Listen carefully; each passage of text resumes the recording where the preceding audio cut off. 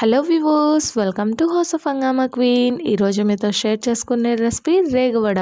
ఈ రేగువడల్ని చూస్తుంటేనే నోరూరిపోయేలాగా ఉంది కదా, అంత టేస్టీగా ఉంటాయి. మరి ఇవి సీజనల్గా మనము దొరికే రేగ్గాయలతో తయారు చేసుకుంటాము. ఈ రేగ్గాయల్ని ఇక్కడైతే నేనే వెళ్ళి కలెక్ట్ చేసుకున్నాను. ఇక్కడ దాదాపు ఒక 4 కిలోస్ దాకా నేను చేస్తున్నాను. అండ్ అలాగే వీటిలో ఏమైనా పచ్చికాయలు ఉంటే వాటన్నిటిని పక్కకు తీస్తున్నాను. ఆ తర్వాత ఈ రేగ్గాయలన్నిటిని నీట్గా క్లీన్ చేసుకోవాలి. ఇలా వన్స్ ఆర్ థ్రైస్ మనము వాటర్తో క్లీన్ చేసుకున్న తర్వాత వాటర్ అంతా డ్రైన్ చేసి పెట్టుకోవాలి. నెక్స్ట్ ఈ రేగువడల్ని తయారు చేసుకునే ప్రాసెస్లోకి వెళ్దాం. ఈ రేగువడలకి కావాల్సిన ఇంగ్రీడియంట్స్ వచ్చేసి జీలకర్ర, పచ్చిమిర్చి, ఉప్పు అండ్ అలాగే కాస్త బెల్లం అనేది పూర్తిగా మీ ఆప్షన్. ఇక్కడ నేను 1 కిలో రేగువడలకి నేను క్వాంటిటీ చెప్తాను. ఒక 2 టేబుల్ స్పూన్స్ దాకా జీలకర్రని మెత్తగా దంచుకున్న తర్వాత అందులోకి కాస్త పచ్చిమిర్చి ముక్కల్ని వేసుకోండి. పచ్చిమిర్చి కూడా మీరు ఒక 250 గ్రామ్స్ దాకా తీసుకోండి.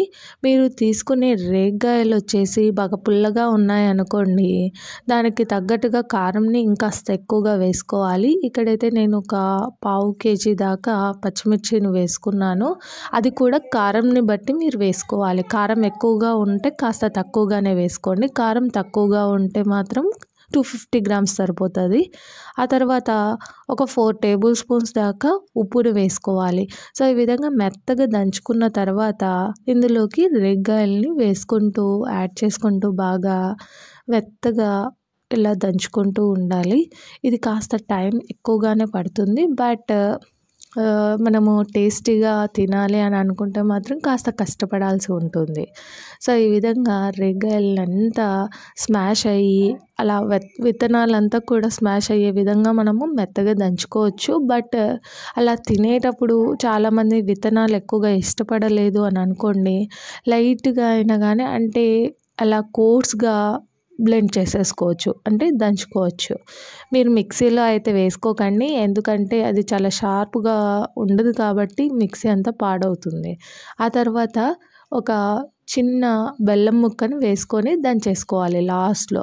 ఒకవేళ మీకు ఇది బెల్లం వద్దు అని అనుకుంటే మాత్రం వేసుకోకుండా పర్లేదు, బట్ బెల్లం వేసుకుంటే టేస్ట్ ఇంకా బాగుంటుంది. అంత ఈక్వలైజ్ అవుతుంది అన్నమాట, ఉప్పు కారం అండ్ అలాగే పులుపు కూడా. సో అందుకనేసి బెల్లం కాస్త వేసుకుంటే బాగుంటుంది. సో ఈ విధంగా మెత్తగా దంచుకున్న తర్వాత దాన్ని ఒక బౌల్లోకి ట్రాన్స్ఫర్ చేసేసుకోవాలి.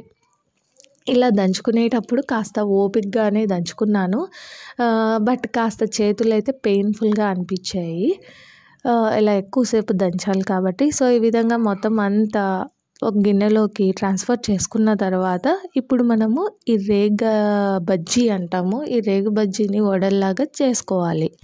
ఇప్పుడు ఈ రేగు బజ్జీని పాలిథిన్ పేపర్ కానివ్వండి, లేదంటే బటర్ పేపర్ పైన కొద్దిగా క్వాంటిటీని తీసుకుంటూ మీడియంగా లేయర్ లాగా ప్రెస్ చేసుకోవాలి. సో దట్ త్వరగా ఎండిపోతాయి. మీరు మందంగా పెడితే ఎండడానికి టైం ఎక్కువగా పడుతుంది. సో ఈ విధంగా మొత్తం మనం తయారు చేసుకున్న బజ్జీని అంతా వడియాల్లాగా ప్రెస్ చేసుకుంటూ చేసేసుకోవాలి. అండ్ అలాగే ఇవన్నీ పెట్టుకున్న తర్వాత ఒక 4 అవర్స్ పాటు బాగా ఎండలో పెట్టి ఎండనించుకోండి. 4 అవర్స్ తర్వాత దాన్ని చేతితో మనం ఎలా అంటే రివర్స్ చేసేసుకోవచ్చు. సో ఇలా ఉల్టా పెట్టేసుకున్న తర్వాత అటు సైడ్ కూడా ఒక 4 అవర్స్ పాటు ఎండబెట్టుకొని పూర్తిగా 2 వైపులా బాగా ఎండిపోయేంత వరకు బయట ఎండలోనే పెట్టేసుకొని ఎండబెట్టుకోండి. సో ఈ విధంగా మనం బాగా ఎండబెట్టుకున్నట్లయితే వీటిని ఎక్కువ కాలం నిల్వ చేసుకోవచ్చు.